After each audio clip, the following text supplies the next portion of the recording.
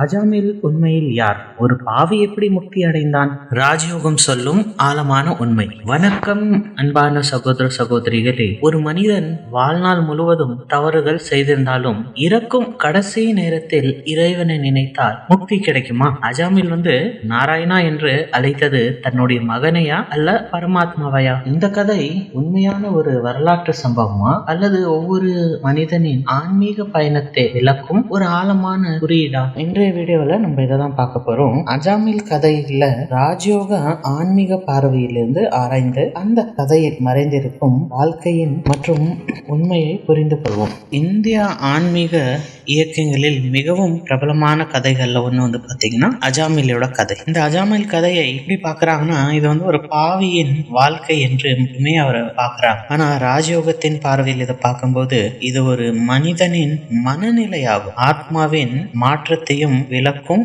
மிகவும் ஆழமான ஆன்மீக பாடமாகும். அஜாமில் ஆரம்பத்துல ஒரு நல்ல மனிதராக தான் இருந்தார். அவருக்குள்ளார இறை பக்தி நிறைய இருந்தது. ஒழுக்கமான வாழ்க்கை வாழ்ந்தார். வழிபாடு, தவம், நல்ல பண்புகள் இதெல்லாம் கடைபிடித்தார். ஆனால் வாழ்க்கையில் ஒரு கட்டத்தில் அவருடைய மனம் வெளிப்புற ஆசைகளின் பக்கம் திரும்ப ஆரம்பிச்சது. ஒரு பெண்ணின் மீது ஏற்பட்ட அதிகப்படியான பற்றுதல் அவரை மெதுவாக ஆன்மீகத்திலிருந்து விலக்க ஆரம்பிச்சது. அவர் இவ்வளவு நாள் தீவிரமா செய்துட்டு இருந்த தவம் அதெல்லாம் குறைய ஆரம்பிச்சது. இறைவனோட நினைவு குறைய ஆரம்பிச்சது மற்றும் உலகாயுத பற்றுகள் அதிகமாக ஆரம்பிச்சு. ராஜயோகம் இங்கே ஒரு முக்கியமான உண்மையை நமக்கு கற்றுத்தருகிறது. ஒரு தீமை தனியாக வருவதில்லை. நமக்குள்ளார காம எண்ணங்கள் வர ஆரம்பிக்கும் போது என்ன ஆகுதுன்னா அதன் கூடவே பற்றும் வர ஆரம்பிக்குது. பற்று வரும்போது அது கூட பயமும் வர ஆரம்பிக்கிறது. பயத்தோட என்ன வருது? கோபமும் வர ஆரம்பிக்கிறது. அப்புறம் கோபத்தோட அகங்காரமும் வர ஆரம்பிச்சிருது. அப்புறம் அகங்காரத்துடன் பேராசையும் சேர்கிறது. ஒரு பலவீனம் என்ன பண்ணிட்டுன்னா மற்ற பலவீனங்களையும் கதவை திறக்க வைக்கிறது. ஸோ இதுதான் அஜாமில் வாழ்க்கை நமக்கு எடுத்து கூறுகிறது. காலங்கள் கடந்தது. அஜாமில் வயதானார். இறுதி நேரம் நெருங்கியது. அப்போது அவருக்கு மிகவும் பயமா இருந்தது. அவர் தன்னுடைய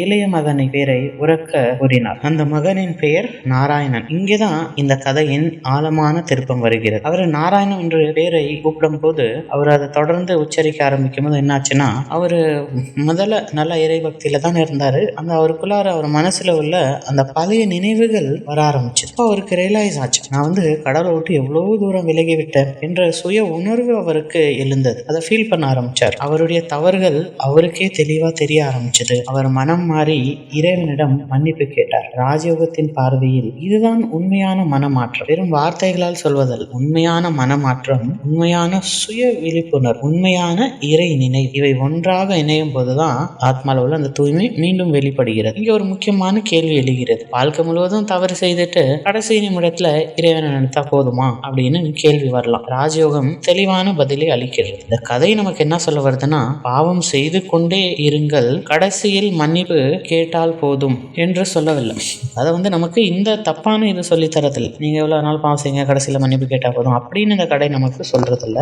பதிலாக இந்த கதை என்ன சொல்லுதுன்னா ஒரு தவறு நடந்துருச்சு நம்ம மூலியமானா அதை நம்ம உணரணும். ஓ நம்ம தப்பு பண்ணிட்டோம் அப்படின்னு. அதுக்கு நம்ம மன்னிப்பு கேட்கணும். அந்த தவறை மீண்டும் செய்யாம இருக்கணும். நம்ம வாழ்க்கையை நம்ம தான் மாற்றணும். இந்த விஷயத்தை தான் இந்த கதை நமக்கு சொல்லி தருது. அதாவது நம்ம நம்மள மாத்திக்கணும், ரியலைஸ் பண்ணுவோம் அப்படின்னு. ஈவன் பரமாத்மா கூட நமக்கு என்ன ஞானம் தராரு அப்படின்னா இந்த ஆத்மா நிரந்தரமா பாவி கிடையாது. ஒவ்வொரு ஆத்மாவோட இயல்பான குணம் தூய்மை தான். தீமையின் தாக்கத்தினால மட்டுமே அது என்ன ஆகுதான் அது தன்னோட இயல்பான குணத்தை மறந்து விடுகிறது. தீமையின் தாக்கத்திலிருந்து வெளியே வர்றதுக்கு பரமாத்மா நமக்கு அவர் நினைவு மூலியமா நமக்கு சக்தி கொடுக்கிறார். இதுதான் ராஜயோகத்தின் முக்கியமான கருத்து, மைய கருத்து இதுதான். அஜாமில் கதை நமக்கு இன்னொரு ஆழமான செய்தியை தருகிறது. நம்ம வாழ்க்கையில நம்ம எவ்வளவு தூரம் தவறா போயிருந்தாலும் திரும்பி வருவதற்கு ஒருபோதும் தாமதம் இல்லை. அந்த இறைவன் அன்போடு நினைக்கும் போது ஒரு உண்மையான சுய விழிப்புணர்வு வாழ்க்கையே மாற்றிவிடும். அப்ப இந்த அஜாமிலோட கதை யாரோ ஒரு மனிதரோட கதை அல்ல.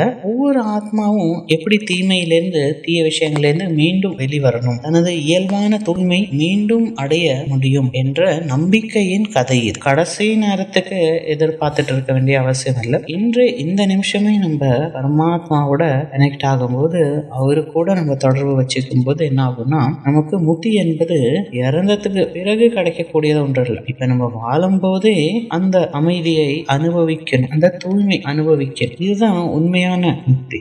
ஓம் சாந்தி.